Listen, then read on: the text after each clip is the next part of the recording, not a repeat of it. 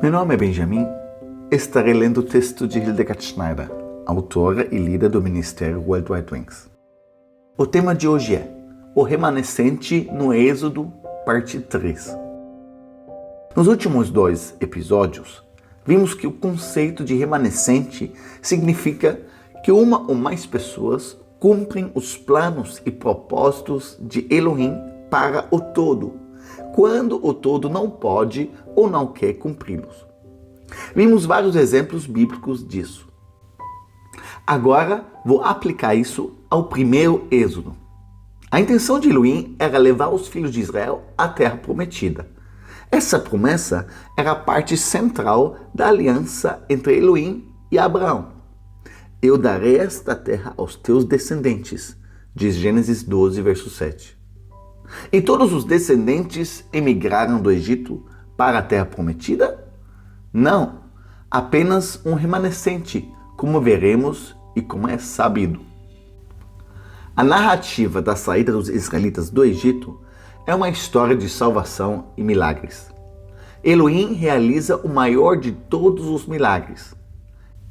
Em uma situação totalmente desesperadora, ele salva seu povo e deixa o poder da morte, o Egito, afundar nas águas caóticas. Os próprios israelitas não lutam de forma alguma. Eles são apenas espectadores passivos da intervenção de Elohim. Yah luta por vocês, mas vocês podem esperar tranquilamente, diz Êxodo 14, 14. E diz: Então os filhos de Israel partiram e seguiram de Ramsés para Sucote, cerca de 600 mil homens a pé, sem contar as mulheres e as crianças. Mas também subiu com eles uma grande multidão de pessoas, além de ovelhas e gado, muito gado. E contando mulheres e crianças, talvez fossem cerca de 2 milhões os que partiram. O Midrash Tanshuma, escrito pelo rabino Tanshuma ben Rabi Abba em 1885, no início da Parashá Beshalach, indica que o número de israelitas que partiram foi de 1/5. A propósito, o Talmud diz que 80% dos judeus nunca deixaram o Egito. Eles estavam tão imbuídos da cultura egípcia que não estavam dispostos a se juntar ao êxodo. Com isso, eles se perderam para sempre para o povo judeu. No livro de Yashar, no capítulo 80, Pragas que causaram o êxodo, versículo 36 a 39, está escrito o seguinte: E o Todo-Poderoso enviou trevas sobre o Egito, de modo que toda a terra do Egito e Patros ficaram escuras por 3 dias, de tal forma que o homem não podia ver sua mão quando a levava à boca. Naquela época morreram muitos dos israelitas que se rebelaram contra Yahvé, que não ouviram Moisés e Arão e não acreditaram que o Todo-Poderoso os havia enviado e que disseram: Não sairemos do Egito para não morrermos de fome no deserto desolado, e que não quiseram ouvir a voz de Moisés. Yahvé os castigou nos 3 dias de escuridão, e os israelitas os enterraram naqueles dias, sem que os egípcios soubessem disso ou pudessem se alegrar por isso. Sobre o livro de Yassar, a Bíblia diz: Não está escrito no livro de Yassar? Josué 10, 13, e eis que está escrito no livro de Yassar, 2 Samuel 1, 18. A propósito, o livro de Yassar também está disponível em nossa loja online. Como ouvimos no livro de Yasher, Yah, por sua vez, já havia tirado aqueles que se rebelaram contra seus planos antecipadamente. Talvez eles tivessem seduzido outros à rebelião. E da geração que deixou o Egito, apenas Josué e Calebe e aqueles que nasceram durante a jornada de 40 anos do êxodo entraram na terra prometida. Em Números 14, 29 ao 34, a Bíblia diz: Neste deserto cairão os vossos cadáveres, sim, todos os que foram contados desde os 20 anos para cima, que murmuraram contra mim. Nunca entrareis na terra em que levantei a minha mão, para jurar que vos deixaria habitar, exceto Calebe, filho de Jefoné, e Josué, filho de Nun.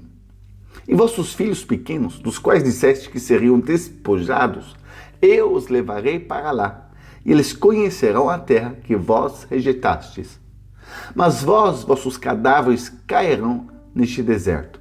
E vossos filhos serão pastores no deserto por 40 anos, e carregarão vossas prostituições, até que vossos corpos pereçam no deserto. De acordo com o número de dias que vocês exploraram a terra, 40 dias, um dia por ano, vocês carregarão seus pecados por 40 anos e saberão o que significa quando eu me afastar. Uma nova geração pode entrar na terra de Canaã. Estes são os filhos de Israel que foram contados, 601.730, Números 26, 51. A lição que devemos aprender com isso se encontra em 1 Coríntios 10, do 1 ao 12.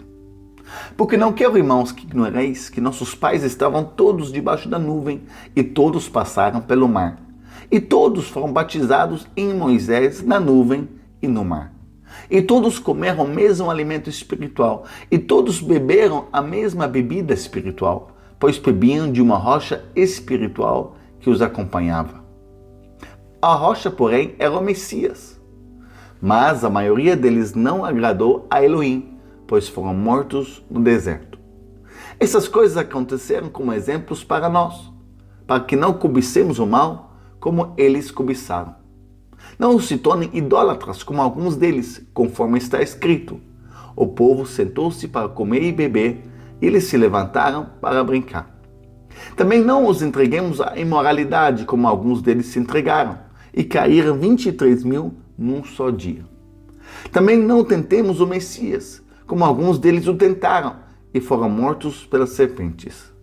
Não murmurem, como alguns deles murmuraram, e foram mortos pelo destruidor. Tudo isso aconteceu a eles como exemplo e foi escrito para nossa admoestação, sobre a qual o fim dos tempos chegou. Portanto, quem pensa que está em pé, cuidado para não cair. Em Hebreus 3, 15 ao 19, a Bíblia diz: Quando se diz, hoje se ouvirdes a sua voz, não endureceis os vossos corações como na amargura? Quem ouviu e se rebelou? Não foram todos os que saíram do Egito por intermédio de Moisés? A quem ele se irou durante 40 anos? Não foi aqueles que pecaram, cujos corpos caíram no deserto? A quem ele jurou que não entrariam no seu descanso, senão aqueles que foram desobedientes? E vemos que não puderam entrar por causa da incredulidade. Resumindo, Elohim tinha o plano de dar a terra prometida aos descendentes de Abraão. E embora um grande número de israelitas tenha saído no êxodo, apenas um remanescente da primeira geração, a saber, Josué e Caleb, chegou à terra prometida. Quando olhamos para trás, vemos isso repetidamente. O plano de Elohim era permitir que uma nova geração da humanidade sobrevivesse. E essa geração era Noé e sua família. O resto da humanidade pereceu nas águas do dilúvio.